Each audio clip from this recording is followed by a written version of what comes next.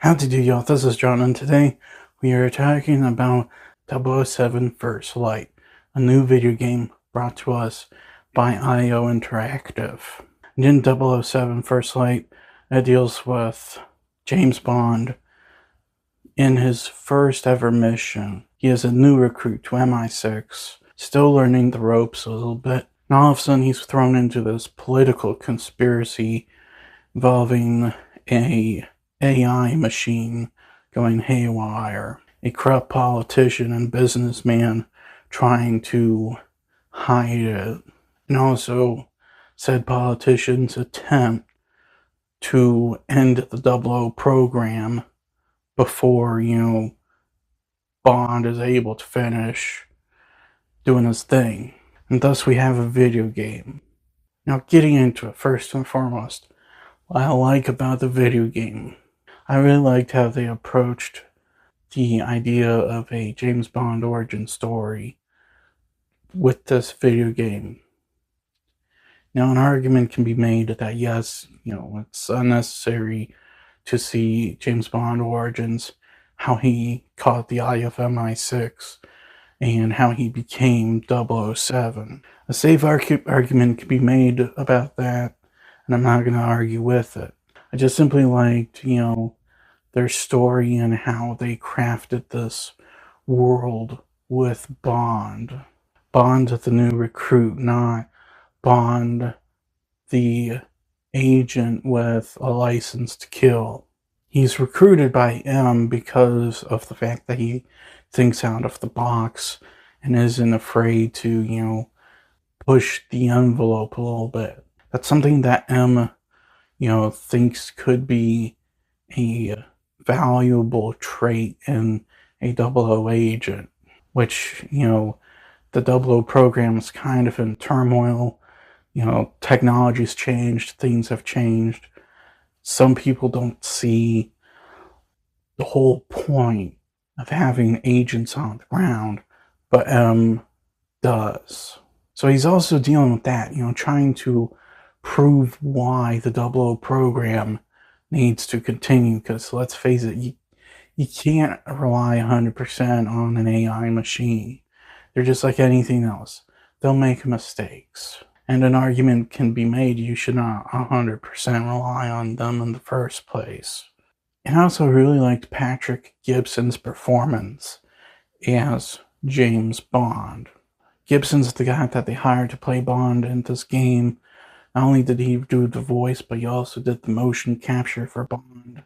The guy was undeniably really dang good as James Bond. I can definitely kind of see why a lot of, Bond fans who played this game want to see him be the next James Bond. I don't entirely agree with it though. Like, I'm more Team Henry Cavill, but I can at least see why they want Patrick Gibson to play the next Bond in the movies.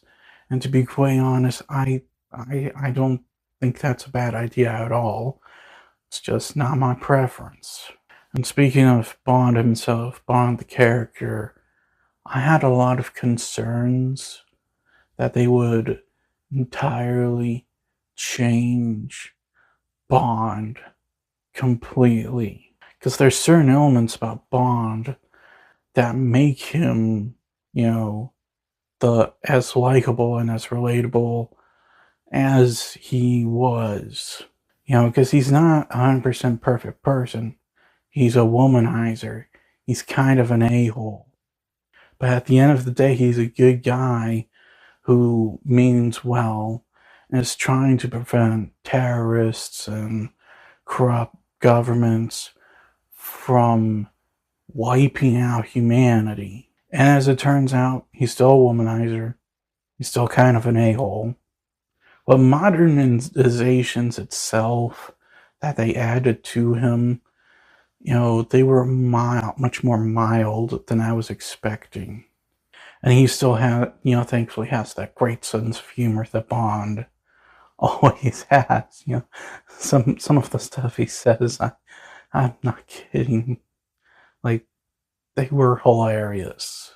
As far as the graphics and the gameplay goes, The graphics are great. IO Interactive used their updated version of the Glacier engine to make this game. This is the engine they've been using to make some of the more recent Hitman games. And, you can definitely see the upgrades, especially if you just played one of the Hitman games. The Hitman games, you know, they look nice, but there's still the glitches and stuff, you know, in the games. This game, it happened, I could see some of the glitches again, but they happened in less frequency than in Hitman. With at least the first Hitman game, there were moments where characters were talking, and you could definitely see that their mouths and facial reactions were non-existent. They were not moving at all. They were just in there doing this while talking. That only happened a couple of times in this game, and I think it might have been like a error on the game developers' parts. Like they thought no one would try to look, and just had characters going. Either that or glitching the Glacier 2 engine. But where it mattered most, there was definitely a lot of strength with the Glacier 2 engine. From character movements to some of the physics going on. Yeah, it definitely showed off promise with the Glacier 2 engine.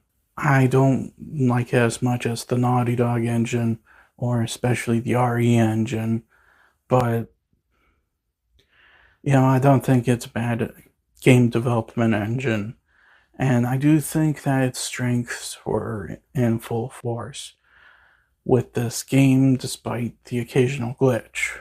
And as far as the Bond girls go, the only one I can remember off the top of my head, remember their name, is Isla Vale. I love Isla Vale. She kind of reminds me of Catwoman a little bit. The foil to James Bond. Total femme fatale. Whenever her and Bond were together, I just kind of got excited a little bit because, the back and forth between the two is great. The fact that there's kind of this romantic connection going on between the two, also, very good. I kind of suspect she works for Spectre, though. I don't know, they never really fully revealed who she works for, but it ain't MI6. The other Bond girls, some of them were nice, but they just were not as memorable as Isla Vale. And speaking of the Bond girls, I thought women weren't supposed to be hot in video games anymore. Just saying. The gameplay, I also really loved the gameplay. It reminded me a little bit of Hitman in a good way, and I kind of suspected that because IO Interactive's the company that makes Hitman, and you're doing a lot of the Hitman stuff, sneaking around, trespassing, sneak attacks, to an extent going in disguise, but not to the level that Agent 47 does. And the combat is brutal. Like, there are moments where I was sitting there going, wait a minute, this is a T for Teens game. Because I'm not going to lie, the combat was just brutal. A lot of game developers forget how far you can go with the T for Teens rating. And this game just reminds you how far you can actually go. Brutal, it's hard hitting. When you break someone's neck, it sounds like you're breaking someone's neck. This is definitely a very, gritty, hard-hitting game.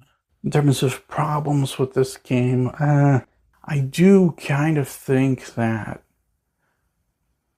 some of the villains were a little weak. Like, they make a big deal about certain villains, how tough they are, and when you actually fight them, it was kind of easy.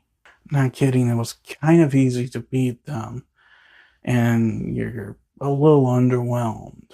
And on top of that, only one of them's even memorable because he's the only one that generally felt like a villain. And he wasn't actually the main villain of the game. But all in all, I loved this game. I had some concerns going in, but I genuinely loved this game. I thought it was great. It's not perfect, it's not Game of the Year, but in my opinion, this is how you make a James Bond game, or at least a modern James Bond game.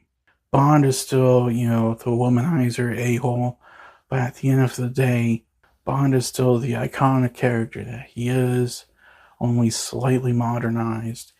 He's still got that womanizer a-hole character flaw that, makes him more relatable. The story is great. The graphics are good. The gameplay is fantastic. I only really thought the villains were kind of weak and there was only one memorable Bond girl, but man, is she memorable. And I'd have to say, if you have not, picked up a copy, please go do so. This was great. I'm gonna give 007 First Light a 9. Well, that's all the time I have for today. Please look forward to more videos real soon. Please hit the like button if you enjoyed this video. Please also subscribe if you're new to the channel. Please don't forget I also have a secondary channel where I do gaming content. Please go check it out. And as per usual, please remember, the Podetsky will return.